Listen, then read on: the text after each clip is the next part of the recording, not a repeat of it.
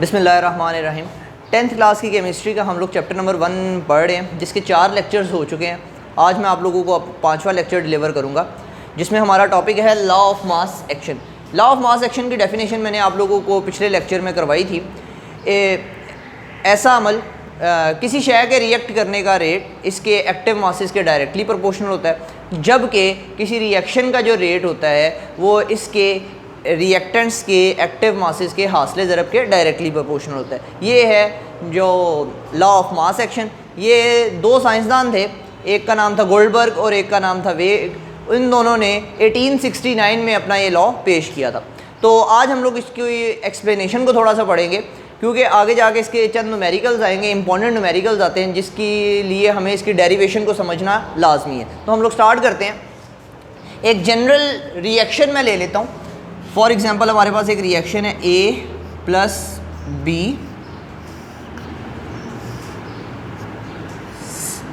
Plus D।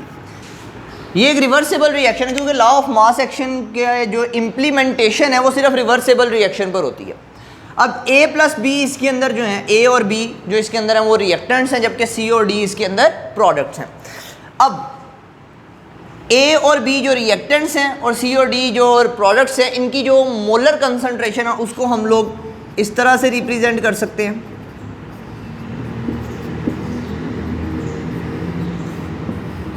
And D।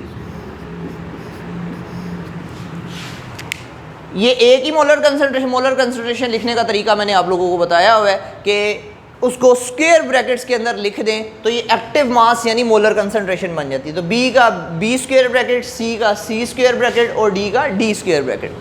अब यहाँ पर हम लोगों को नज़र आ रहा है कि ये एक रिवर्सेबल रिएक्शन है। अब रिवर्सेबल रिएक्शन के अंदर 2 रिएक्शंस होते हैं, यानी एक फॉरवर्ड रिएक्शन और एक रिवर्स रिएक्शन। सबसे पहले हम लोग लेते हैं फॉरवर्ड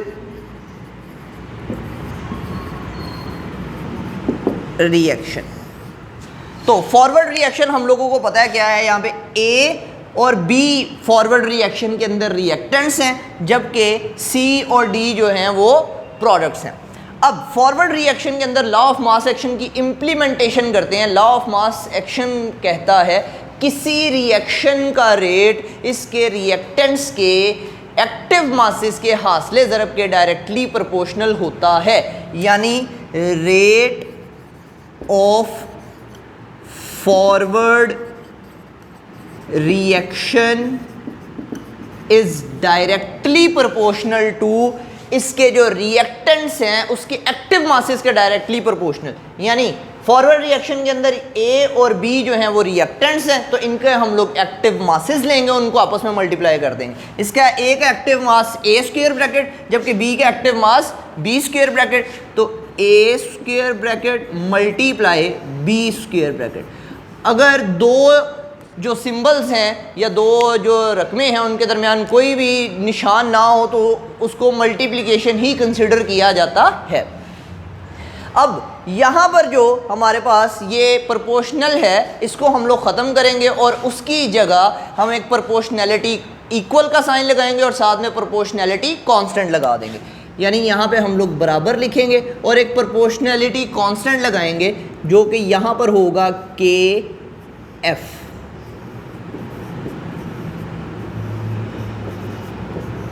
ये इस तरह। अब यहाँ पे K जो है वो रिप्रेजेंट करता है कांस्टेंट को, जबकि F जो है वो रिप्रेजेंट कर रहा है फॉरवर्ड रिएक्शन को। यानी KF कह रहा है कि ये फॉरवर्ड रिएक्शन का क्या है, कांस्टेंट है।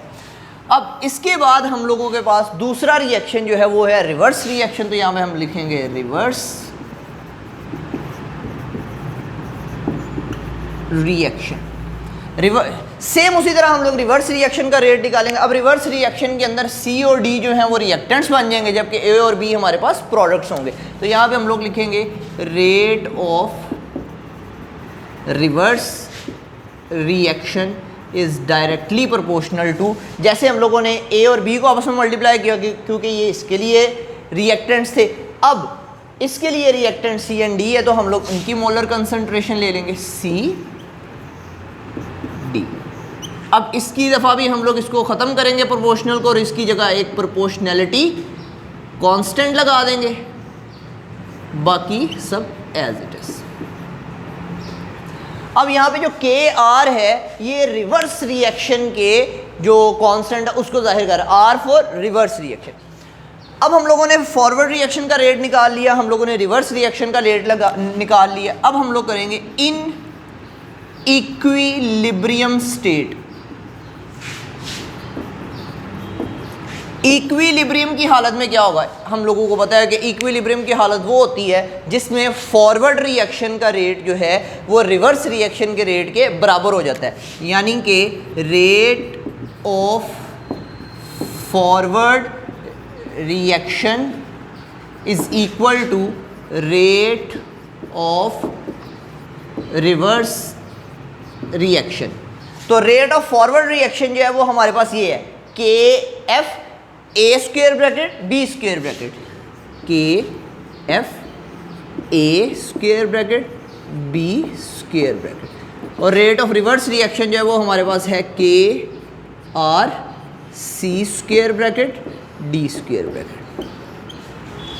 अब हम लोग जो कांस्टेंट्स हैं उनको एक तरफ कर लेंगे और जो मोलर कंसंट्रेशंस हैं उनको एक तरफ। अब के आर जो है वो इधर सी और डी के साथ मल्टीप्लाई हो रहा है, वो इधर आके डिवाइड हो जाएगा, जबकि ए एंड बी जो है वो इधर मल्टीप्लाई हो रहे हैं, उधर जाके डिवाइड हो जाएंगे। तो ये हमारे पास आ जाएगा के एफ बटा के आर इक्वल आ गया C square bracket D square bracket A square bracket and B square bracket.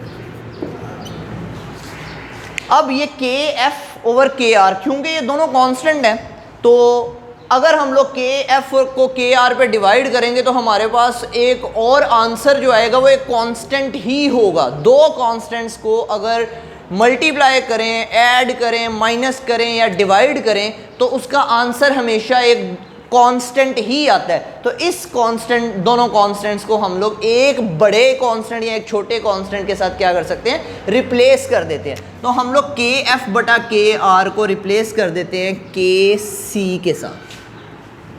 तो ये हमारे पास आ जाएगा K C equal C square bracket D square bracket over A square bracket and B square bracket, और यहाँ पे हम लोग लिख देंगे साथ में कि के सी बराबर है के एफ बटा के आर। तो ये है हमारे पास लॉ ऑफ मास एक्शन की लास्ट एक्सप्रेशन जो हमारे पास आती है, इसे कहते हैं इक्विलिब्रियम कांस्टेंट एक्सप्रेशन।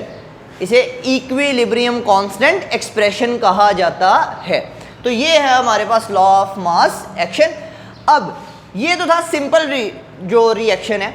अब कुछ रिएक्शंस ऐसे होते हैं जिनके साथ उनकी जो मल्टीपल फैक्टर्स भी आते हैं, जैसा कि हमारे पास एक रिएक्शन हम लोगों ने पढ़ा हुआ है H2 प्लस I2 2HI। अब ये जो 2 है इसके लिए यहाँ पे कोई तरीकाकार वाजे नहीं किया गया, तो मैं आप लोगों को इसके लिए भी बता देता हूँ, आप लोग आसानी से इसको कर लेंगे। अगर यहाँ पर ABCD आ जाए तो सिंपल इसका तरीकाकार ये है कि इनको हम लोग नंबर ऑफ मोल्स कहते हैं, मोल्स की तादाद कहते हैं। तो आपने मोल्स की तादाद को स्क्वायर ब्रैकेट की पावर बना देना है इस तरह।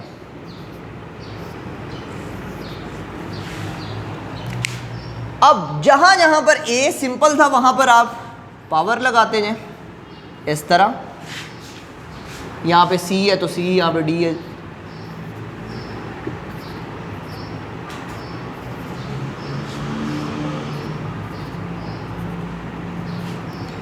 C D A B.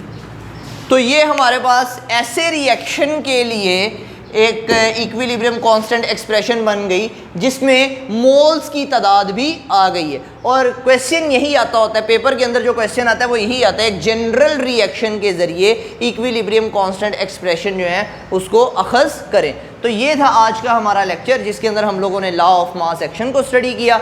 इंशाल्लाह अगले लेक्चर के अंदर मैं आप लोगों को इक्विलिब्रियम कांस्टेंट जो होता है उसकी डेफिनेशन करवाऊँगा। शुक्रिया।